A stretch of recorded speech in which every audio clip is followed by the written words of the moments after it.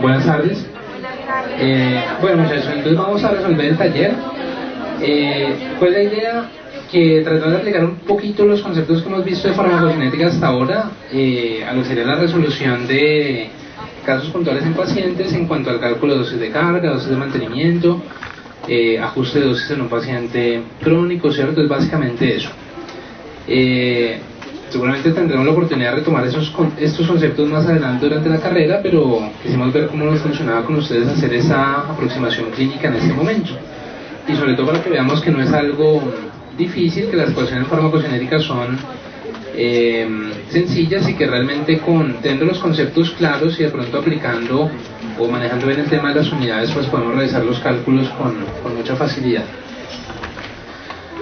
Bien, entonces el primer caso nos hablaba de un hombre de 63 años que tiene un antecedente de una angina de pecho, ¿cierto? Angina de esfuerzo, que tiene un antecedente o antecedentes de hipertensión arterial, diabetes mellitus tipo 2, y que como consecuencia de la exacerbación de esa angina de pecho se le inicia manejo con nitroglicerina.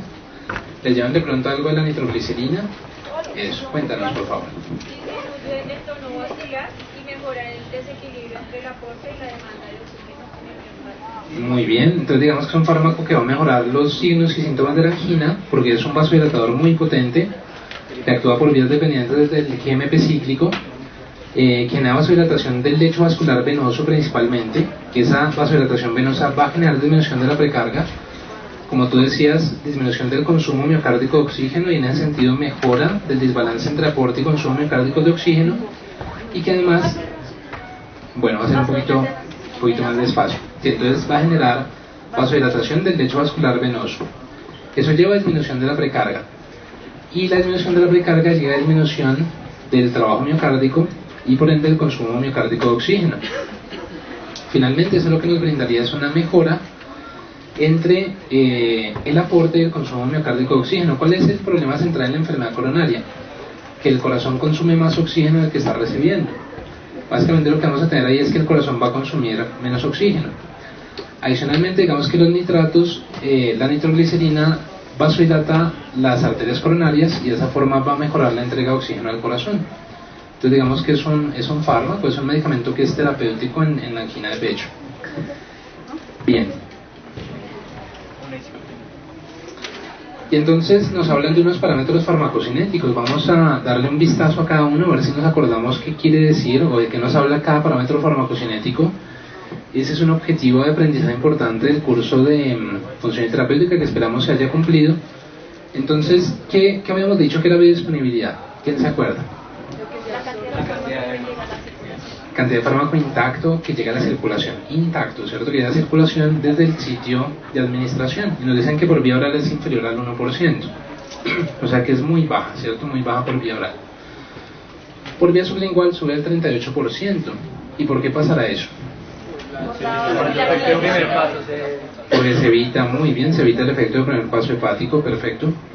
Que la excreción por la orina es menor al 1%. Entonces ustedes dirían que la eliminación de este fármaco es predominantemente por metabolismo o por excreción renal del fármaco intacto. Metabolismo, exacto. Seguramente un fármaco que se transforma mucho, de tal forma que lo que sale por orina es muy poquito, menos del 1%. La unidad de proteínas plasmáticas es nula, o sea, no se une a proteínas plasmáticas. La depuración es de 195 mililitros por minuto por kilo. ¿Cómo interpretamos ese valor de la depuración? O aclaramiento, que llaman también. Que cada minuto que pasa, ¿qué ocurre? Se eliminan, que por cada minuto que pasa y cada kilogramo de peso, 195 mililitros de plasma quedan libres de nitroglicerina. O se eliminan nitroglicerina de 195 mililitros de plasma. Acordemos que la depuración o el aclaramiento es una medida de la eliminación, puntualmente de la excreción renal, y nos indica la velocidad del proceso. Que el volumen aparente de distribución es de 3.3 litros por kilo. ¿Qué mide el volumen aparente de distribución? Muy bien, ¿qué tan distribuido está el fármaco en el organismo? A mayor es ese volumen aparente de distribución, quiere decir que es un fármaco que no lo vamos a encontrar tanto en el plasma, sino en los tejidos. vida media de 2.3 minutos. No sé si alguna vez lo definimos concretamente o si alguien lo leyó, que es vida media. Sí lo dijimos, sí, yo me acuerdo que sí lo dijimos en la clase antes de salir a vacaciones. ¿Quién se acuerda que es vida media? Tú, por favor. Es el tiempo que dura el fármaco en el organismo sin ser degradado.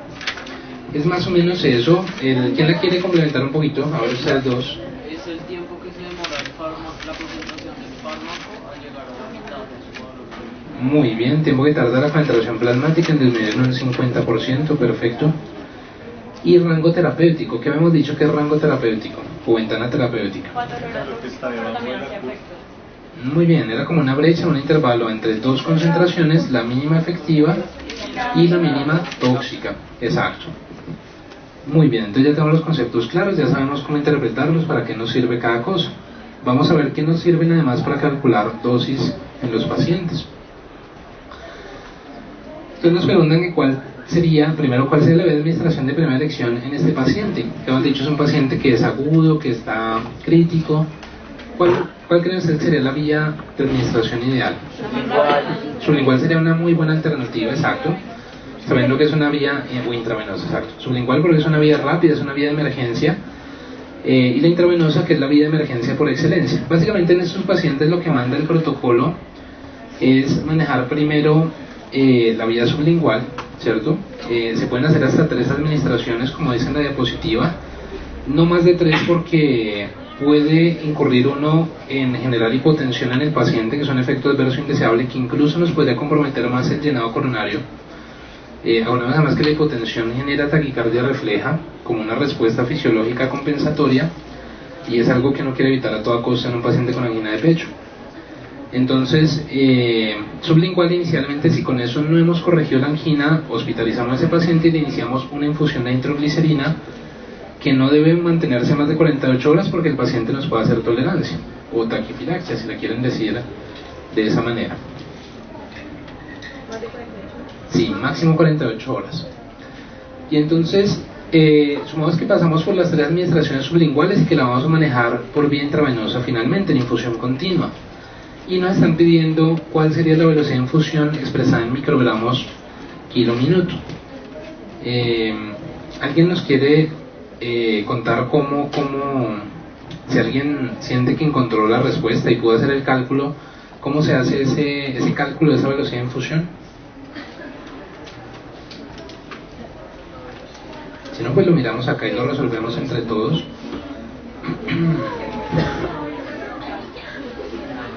Digamos que lo primero sería como aprendernos esta formulita que no es difícil, que nos dice la dosis de mantenimiento. ¿Qué es dosis de mantenimiento? La dosis que uno va a manejar en un paciente, que no es la dosis inicial, o sea, es la que uno va a manejar de ahí en adelante, cuando se inicia un tratamiento. En este caso, la dosis de mantenimiento la tomamos como la velocidad de infusión. Y nos dice la fórmula que es igual a la concentración del estado estacionario o blanco en microgramos por mililitro por el aclaramiento sobre la biodisponibilidad. Dos cosas, ¿sí? Concentración del estado estacionario es la concentración estable que uno va a obtener en un paciente cuando uno inicia un tratamiento de dosis múltiples, ¿sí? Por favor. Pero en la que está en el documento no sale que tiene que ser sobre biodisponibilidad. Sí, exacto. Fíjate que en este caso incluso lo podríamos quitar porque como es vía intravenosa, uno supone que la disponibilidad es del 100%, podríamos obviar esa F. Sí, tú puedes encontrar de las dos maneras. Aquí, en este caso puntual, lo podríamos obviar. CL quiere decir aclaramiento. CL quiere decir aclaramiento.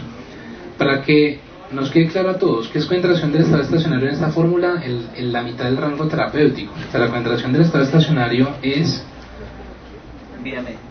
3.4 nanogramos por mililitro. ¿Por qué? Digamos, ¿por qué creen que es 3.4? O sea, ¿por qué tomamos el valor de ahí? Porque digamos que ese es el ideal, o sea, eso es lo que nosotros queremos tener en la sangre del paciente, en el plasma. O sea, nosotros queremos tener nitroglicerina a 3.4 nanogramos por mililitro. A ver si me puedo, ya te doy la palabra, si me puedo explicar mejor. ¿Qué es lo que nos está pidiendo nosotros la fórmula, o qué datos nos está pidiendo para Miren, cuando uno mira una fórmula matemática es como que la fórmula uno le pide una respuesta a la fórmula, ¿cierto? En este caso queremos saber una dosis de mantenimiento, una velocidad de infusión. Pero la fórmula nos dice, bueno, entonces dígame qué concentración del fármaco quiere tener en el plasma, ¿sí? Es como cuando ustedes le hacen a uno una pregunta y uno les devuelve otra, ¿sí? Para que finalmente aclaremos el tema. Entonces es lo mismo. La fórmula sí nos da la dosis de mantenimiento, pero para saber eso, la fórmula requiere tener la concentración ideal que nosotros queremos en el plasma. La ideal la tomamos de la literatura, la ideal es el rango terapéutico. Cuando nosotros tenemos un rango terapéutico, o ustedes van a manejar un paciente con un medicamento, ¿cómo se quieren situar en cuanto al rango terapéutico? Que esté en la mitad, exacto. Básicamente uno no quiere ni que se le suba mucho, porque de pronto ahí se le pega la concentración mínima tóxica y se pasa de pronto, ni que se baje mucho porque uno puede tener, claro, el medicamento deja de funcionar. O sea, no quiere estar en la mitad. Cuando aquí nos están diciendo que es 3.4 más o menos 1.7, simplemente vamos a manejar 3.4. Básicamente este concepto lo que está diciendo es que el terapéutico de nitroglicerina podría ir entre 1.7 y 5.1, pero la idea es que nos vamos a situar en la mitad, por favor. Porque es que yo, ¿de qué depende el rango terapéutico? Yo igual lo calculo, o sea, simplemente cojo la mitad y ya, porque es que si yo, digamos, yo me excedo con el peso, pues una persona que no tiene demasiado. O le falta a una persona que tiene demasiado y es muy alta, entonces yo como lo calculo. Es muy buena pregunta. El rango terapéutico no se te afecta por eso, porque fíjate que se está midiendo, lo primero que te puedo decir es que es un parámetro del fármaco, no es del paciente. O sea, el rango terapéutico, ya te digo la palabra, depende del fármaco y no del paciente. Segundo, viene expresado en nanogramos por mililitro de sangre. Entonces fíjate que no importa ahí si el paciente si es alto, si es bajito, si es obeso, si no lo es. Me parece muy importante tu anotación, porque eso que tú acabas de mencionar sí es importante para otro parámetro, que es el volumen aparente de distribución.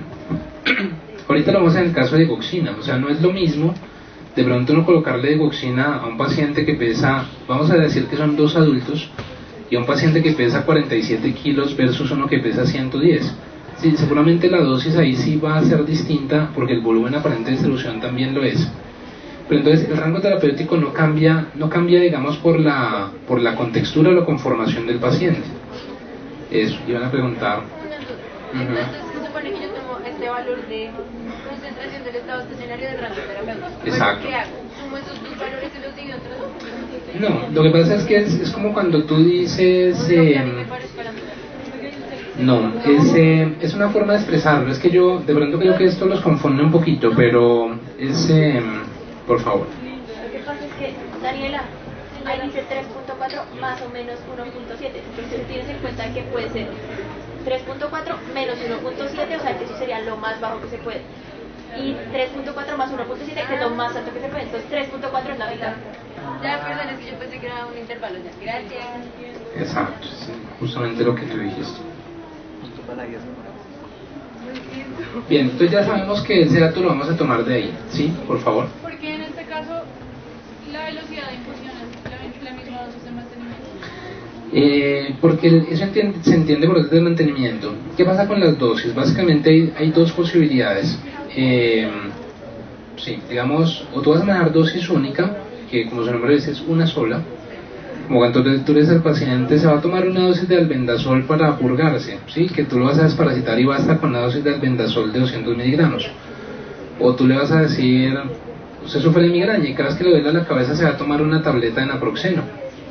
Y es dosis única, entonces se va a tomar una nomás cuando le duele la cabeza y pueden pasar de pronto un mes para que le vuelva a doler. Cuando tú ya tienes que manejar más de una dosis, entonces tú le vas a decir, digamos al paciente de la migraña, tú le dices, es el que se toma una sola vez, pero de base todos los días usted se va a tomar, por ejemplo, propranolol, y se va a tomar 80 miligramos al día, 40 miligramos cada 12 horas. En ese momento, cuando tú dices 40 cada 12, esa es la dosis de mantenimiento. Como una tableta, obviamente tú no la puedes colocar en infusión continua, o sea, tú entiendes que una tableta está diseñada para ser deglutida, ¿cierto? Administrada por vía oral. En ese momento, esa administración de esa dosis de mantenimiento es a la vez un esquema que llamamos de dosis múltiples, que es 80 miligramos cada 8 horas. Antes llega y se toma 40 miligramos en la mañana, no sé, a las 7 de la mañana, y está todo el día y trabaja y lo que sea, y en la noche llega a la casa y se toma otra vez los otros 40 miligramos. Cuando tú ya te planteas un esquema de nitroglicerina que es del hospital, que es por vía intravenosa y que sabes que es una infusión continua, porque la nitroglicerina tiene una vida media muy corta, ¿sí? Muy corta, que creo que la teníamos ahí que era de algunos minutos. Exacto, vida media de 2 minutos. Tú entiendes que eso equivale en ese momento a la dosis de mantenimiento. Pero es que o sea, cuando tú hablas de velocidad, te estás refiriendo a una velocidad, mientras que dosis es una cantidad. De acuerdo, sí, entiendo lo que me quieres decir. Lo que pasa es que es más o menos esto. La máquina, que es la bomba de infusión, no tengo la imagen en este momento, pero hagan de cuenta, y ustedes que han tenido la oportunidad de ir al hospital, son estos pacienticos que tienen en los líquidos pasan en medio como una máquina que es cuadrada y que tiene un tablero, ¿sí? Y uno puede colocar allí justamente eso, que es la velocidad de infusión. Yo te digo eso, para que nos quede claro a todos. Si vamos a pasar, por ejemplo, nitroglicerina a una velocidad de infusión, digamos que la vamos a pasar a 0.5 microgramos por kilo por minuto. ¿Sí? En un paciente, esa es una velocidad de infusión, 0.5 microgramos kilo minuto. Y en otro la vamos a pasar a 1, una velocidad de infusión de 1 microgramo kilo minuto. Pregunta, ¿en un lapso de 24 horas un paciente estará recibiendo más nitroglicerina que el otro? Uno le está recibiendo una tasa o una velocidad de 0.5 microgramos por kilo y por minuto. Digamos que pesan lo mismo para sacar el tema del peso de la ecuación. Todos pesan 70 kilos, digamos así. Y uno va a ir, entonces, ajustemos 0.5 por 70. A ver, hagamos eso en los celulares, a ver cuánto nos da. O en las tabletas, 0.5 por 70. 35. Exacto, 35. ¿35 qué? 35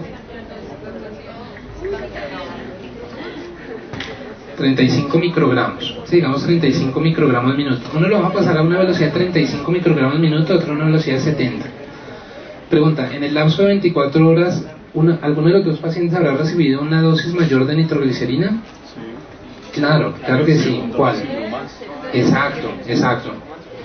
¿Qué estamos probando ahí? Que en ese momento la velocidad de infusión es la dosis, ¿sí? Y a mayor velocidad de infusión, mayor dosis. Exactamente.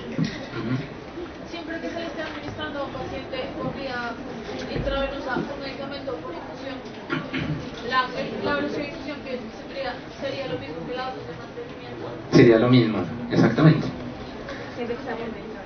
Bien, y entonces, ¿cuál es el otro factor? Uno, ya lo dijimos, que determina la dosis de mantenimiento es la concentración ideal que queremos tener el paciente, que aparece como CSS o blanco, por el aclaramiento. O sea, yo les planteo un escenario, salgámonos un momentico de nitroglicerina, digamos que tenemos otro medicamento X, no recuerdo el nombre, un medicamento X que es eliminado fundamentalmente por el riñón, o sea, él sale en un gran porcentaje como fármaco intacto por orina. Y digamos que el paciente está con falla renal. Pregunta, si estamos calculando la dosis de mantenimiento para ese medicamento X, ¿cambiaría algo en la ecuación? Exacto. ¿Y cómo cambiaría la ecuación? Está en falla renal. Disminuiría. ¿Cómo me cambiaría eso la dosis de mantenimiento? Disminuiría también. Entonces ya lo tienen clarísimo, ¿vale? O sea, el aclaramiento, la forma en la que el organismo es capaz de eliminar ese fármaco es determinante de la dosis de mantenimiento que finalmente se va a usar. Entonces ya simplemente colocamos los valores, esto es manejo de unidades, entonces tomamos el 3.4 nanogramos por mililitro de la literatura. La depuración también la tomamos de la literatura. Lo que me interesa acá, por favor.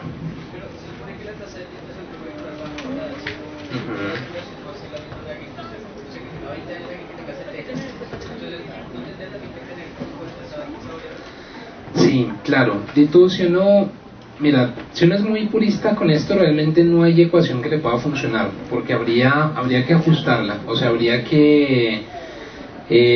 estoy totalmente de acuerdo contigo, o sea, ¿qué pasa acá? Y digámoslo abiertamente para que todos lo sepamos. Estos valores son valores del libro, y esos valores son calculados en voluntarios sanos, que se supone no tienen patología base, que tienen función renal y hepática normales. estoy totalmente de acuerdo contigo. Puede que ese valor realmente no sea el que corresponde exactamente a tu paciente, pero digamos que desde el punto de vista de los datos es la mejor aproximación que tú puedes llegar a hacer. Se me ocurre que de todos modos tú podrías decir, tengo este aclaramiento que es el que me da el libro, pero a mí me parece que es que mi paciente ya tiene, no sé, 74 años y de pronto es diabético y tiene algún grado de nefropatía. En últimas, yo te diría que ese valor del aclaramiento uno incluso si quiere lo puede llegar a calcular, pero más que todo para fármacos que tienen excreción predominantemente renal. De lo contrario, uno puede hacer un acercamiento, digamos. Creo que esa sería la solución. Sí, pero está muy bien. O sea, básicamente eso es lo que yo quería que ustedes vieran en esta fórmula, que ese valor sí es el del libro, pero de pronto con el paciente tiene falla renal ya no es el del libro. O el paciente... Entiendo, pero no te entendí. Ya, de lo que preguntó Sebastián. Sebastián lo que preguntaba es que la función renal disminuye con la edad, ¿cierto? Y de hecho así está demostrado en cuanto a valores de depuración de creatinina y demás. Él preguntaba que cómo se hacía para un paciente anciano en el caso que no fuera a calcular una dosis de mantenimiento, si había que hacer un ajuste para el aclaramiento. Y lo que decíamos es que posiblemente sí habría que hacerlo, porque estas fórmulas están digamos planteadas en base a parámetros que son calculados en voluntarios sanos. Que de todos modos, si esto se hiciera ya es muy bueno. ¿Qué es lo que pasa por lo general? Y creo que lo dijimos en alguna clase, que se inician muchos medicamentos sin ni siquiera calcular la función renal. Mejor dicho, les voy a hacer esta pregunta. ¿Quiénes han tomado medicamentos acá? Todos, exacto. ¿Y a quiénes les han hecho pruebas de función renal antes de formularles el medicamento? A ti, exacto. Pero entonces yo creo que eso nos dio por ahí el 3%, ¿sí? ¿Qué es lo que les quiero decir? Los médicos desafortunadamente formulamos muchos medicamentos que a veces medio nos acordamos de cómo funcionan, menos idea tenemos de la farmacocinética y menos idea vamos a tener de acordarnos, ya te doy la palabra, de si la excreción es fundamentalmente hepática o renal. Y lo vamos a ver cuando hablemos de farmacovigilancia esta semana. Por fortuna la mayoría de errores de medicación no conducen a efectos adversos, sí, gracias a Dios, digámoslo así, pero realmente, es decir, si uno piensa en seguridad del paciente y uno piensa en prevenibilidad de efectos adversos, de cosas que podrían hacer mejor. Por favor. La F quiere decir biodisponibilidad, que en este caso vas a colocar 1. Digamos que en las fórmulas, cuando es 100%, tú le colocas 1. Si estuviéramos haciendo el cálculo, me devuelvo acá, para vía sublingual colocaríamos 0.38. Y si fuera oral colocaríamos 0.01. Con gusto. Bien, entonces vamos a suponer que sí, por favor. Una crisis de términos. Depuración, eliminación y aclaramiento. Bien, yo tomaría depuración y aclaramiento como lo mismo. Él preguntó que tiene una confusión entre 3 términos: depuración, aclaramiento y eliminación. Desde mi punto de vista, yo no sé si los fisiólogos tengan otra idea, pero para mí depuración y aclaramiento es básicamente lo mismo. Eliminación me parece que es el proceso que los encierra a todos. O sea, eliminación es la salida del fármaco del organismo como tal, que sí está determinada por la depuración, pero por ejemplo en el caso de los fármacos está determinado también por la capacidad de metabolismo. Pensemos en esto: imagínate que un paciente tiene muy buena función renal, pero él genéticamente es un metabolizador lento para ciertos fármacos. Aunque la depuración renal de él puede ser buena, la eliminación global del fármaco podría no serlo porque él no los metaboliza adecuadamente. ¿Sí? Se acumula, exactamente, se acumula el fármaco, por más de que el riñón esté tratando de excretarlo. Vamos a manejar el valor de la literatura, o sea, 195 mililitros por minuto por kilo. Y biodisponibilidad manejamos 1, ya hemos explicado por qué. Entonces nos queda que la dosis de mantenimiento será igual a 3.4 nanogramos por mililitro, que era 3.4, ¿quién se acuerda? Muy bien, el rango terapéutico, la mitad del rango terapéutico, por 195 mililitros por minuto por kilo. ¿Qué habíamos dicho que era eso? Depuración, muy bien. Y eso nos da Estamos hablando con nanogramos, 663 nanogramos por minuto por kilo. Como nos habían dicho que expresáramos la dosis en microgramos, eso nos quedaría 0.6 microgramos por minuto por kilo. ¿Por qué 663 nanogramos son 0.6 microgramos? Por favor. Tengo una pregunta sobre aclaramiento. Es que si yo, como médico, siempre, yo nunca, la mayoría de veces cuando envío un fármaco, o sea, muy pocas veces pido la concentración de plasma. Yo como calculo eso, porque yo sé que para el fármaco es mucho más específico que para otros, porque no tienen necesidades de que sea, digamos, cada 3 días, no sé. Pero yo como calculo ese plasma, la concentración de plasma. Sí, tú la puedes pedir, digamos. O sea, yo como médico nunca, o sea, normalmente a mí me cogen y me dicen, no, tómese tal pasta, tanto tiempo y espera. Claro. Pero nunca le preguntan a uno para la concentración de plasma ni nada. Entonces, ¿yo cómo hago para no equivocarme y no llegar a intoxicar al paciente con una dosis inadecuada? Bien, es muy buena pregunta. ¿Tú te llamas? Ayuni. Ayuni.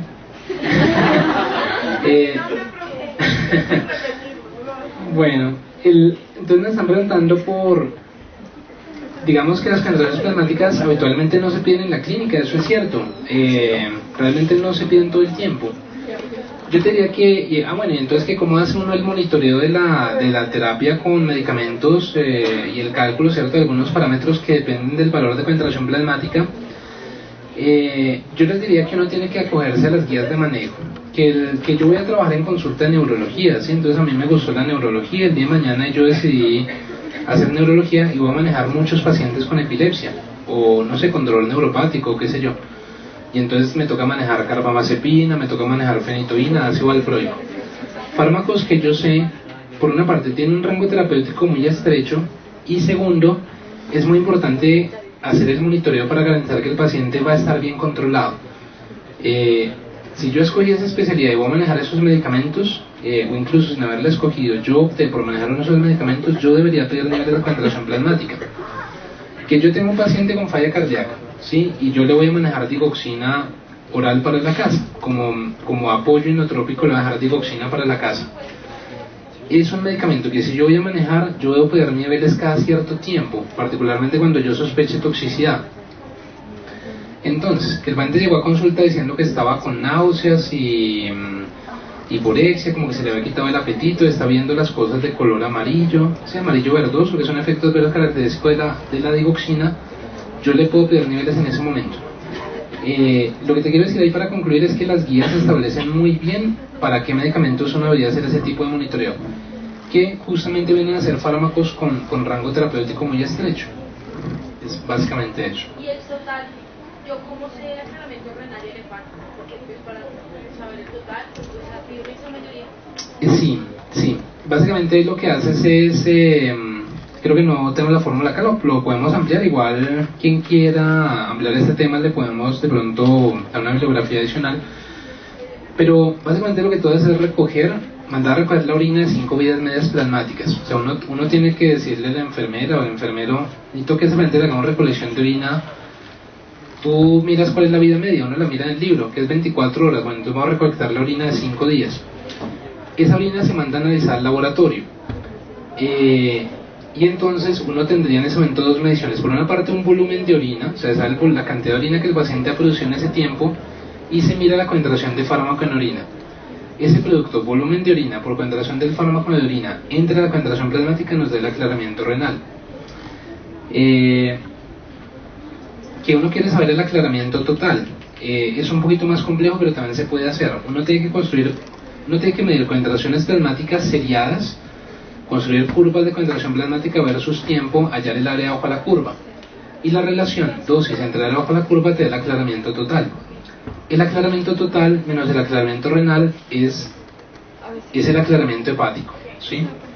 ¿Qué estamos diciendo ahí? Que el aclaramiento total corresponde a la suma de todos los aclaramientos del renal, el hepático y los aclaramientos menores. De rutina uno no hace eso, por eso no quisimos traerles un ejemplo de esto. ¿Qué es más práctico? Miren, y ustedes lo van a aprender más adelante. Si no aprender más adelante, saber abusar las dosis de medicamentos en pacientes con falla renal. Uno no se va a poner a inventar lo que ya está inventado. si están hechas las tablas de ajuste de dosis de medicamentos basadas en valores de depuración de creatinina, no simplemente tienes que cargar la tabla en la bata y mirar. Pero a nosotros lo que nos interesa por ahora, ¿sí?, como profesores del curso de función terapéutica, es que ustedes se lleven la idea de que la dosis de mantenimiento no puede ser la misma para todos los pacientes, sabiendo que el aclaramiento es un determinante muy importante de esa dosis de mantenimiento. O sea, yo creo que de aquí ya todos van a salir a las vacaciones sabiendo que es que si el paciente tiene falla renal, yo tengo que ajustarle la dosis, ¿sí? Seguramente lo va a tener que hacer. O si el paciente tiene falla hepática, es posible que incluso algunos medicamentos estén contraindicados. Pero digamos que ya, creo que ya todos tenemos una noción o una razón para saber por qué eso se maneja de esa forma. Con gusto. Bien, entonces esta es la velocidad de infusión que vamos a manejar, 0.6 microgramos kilo minuto, o minuto por kilo. Este es otro caso clínico, ¿sí? Entonces, una abuelita acá de 71 años, con falla cardíaca, que ha venido con progresión de la enfermedad, que tiene una exacerbación de los síntomas de la falla cardíaca, síntomas característicos de la falla. Entonces nos hablan de disnea, ortopnea, disnea paroxística nocturna. ¿Sabemos qué son esos términos? ¿Qué es disnea? Ahogo, dificultad respiratoria, muy bien. Ortopnea. Cuando usted está acostado. Muy bien, la disnea en posición de decúbito dorsal. Generalmente los pacientes ustedes van a ver que tienen que dormir con muchas almohadas o incluso sentados para no ahogarse. Disnea paroxística nocturna son los pacientes que dicen que tienen que levantarse a las 2, 3 de la mañana, abrir las ventanas y a buscar aire porque se sienten muy ahogados. O sea, a cierta hora de la noche hacen episodios de disnea muy intensos y muy severos. Esa es la disnea paroxística nocturna, que son síntomas clásicos de la falla cardíaca derecha, de la falla cardíaca izquierda, perdón. Pesa 81 kilos. Ojo con ese dato porque tiene mucho que ver con la pregunta que hicieron ahorita del peso. Y en el examen físico vemos ingurgitación yugular, que es eso que las venas del cuello las vemos brotadas. Hepatomegalia, o sea, el hígado está agrandado, y hay edema, es decir, hay hinchazón de los miembros inferiores. Ella tiene antecedente de hipertensión arterial, infarto de miocardio sufrido hace 2 años y falla cardíaca en estadio C. Estadio C quiere decir, ya te doy la palabra, que ¿ibas a preguntar eso? Estadio C quiere decir que hay síntomas y cambios estructurales en el corazón.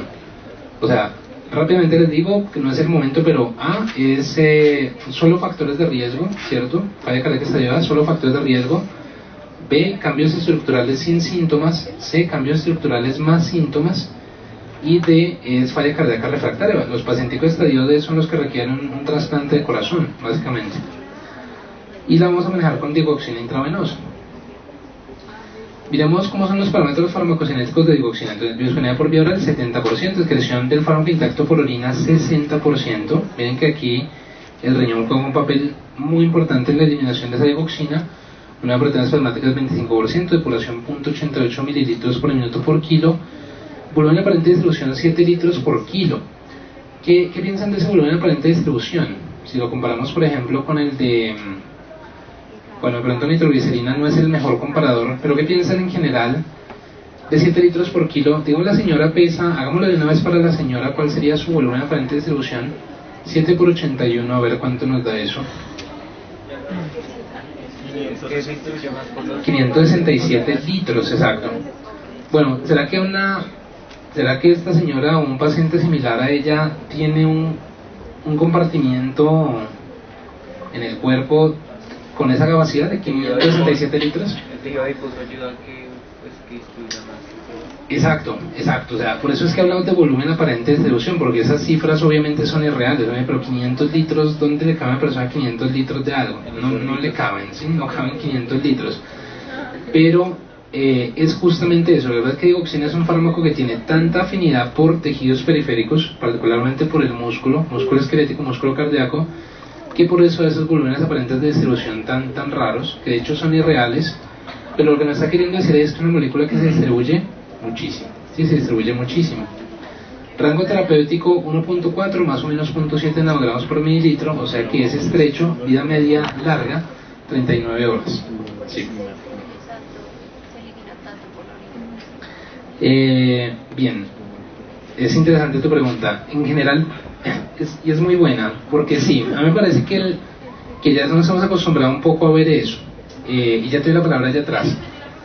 Ella lo que dijo es que, porque si es un fármaco que se distribuye tanto, se elimina en un gran porcentaje por orina.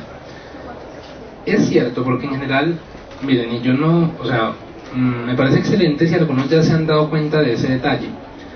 Los fármacos que son relativamente polares, que tienen cierta, digamos que la disponibilidad no es tan buena por ciertas vías, por ejemplo por vía oral, que de pronto no se unen tanto a las proteínas plasmáticas, se eliminan mucho por vía renal y suelen tener vida media corta, ¿sí?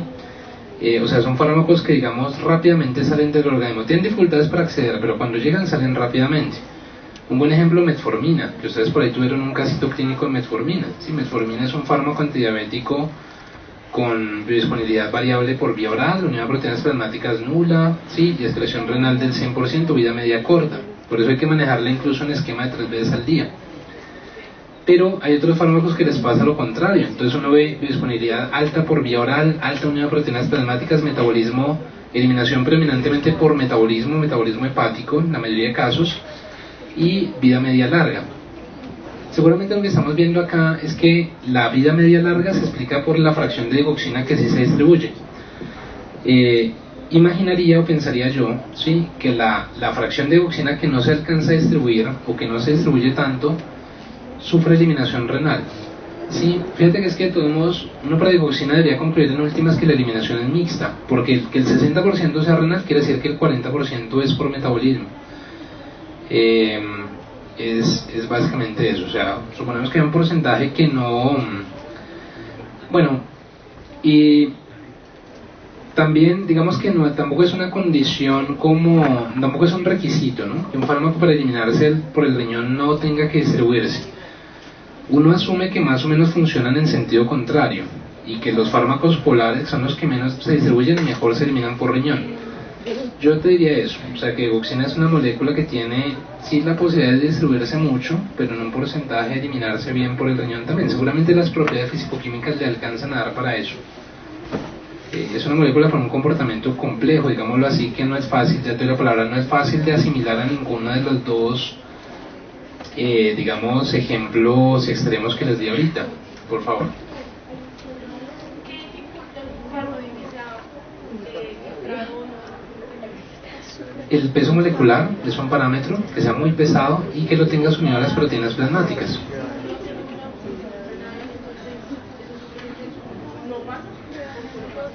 Pasa, pero fíjate que ya dependería de la secreción tubular para poderse eliminar.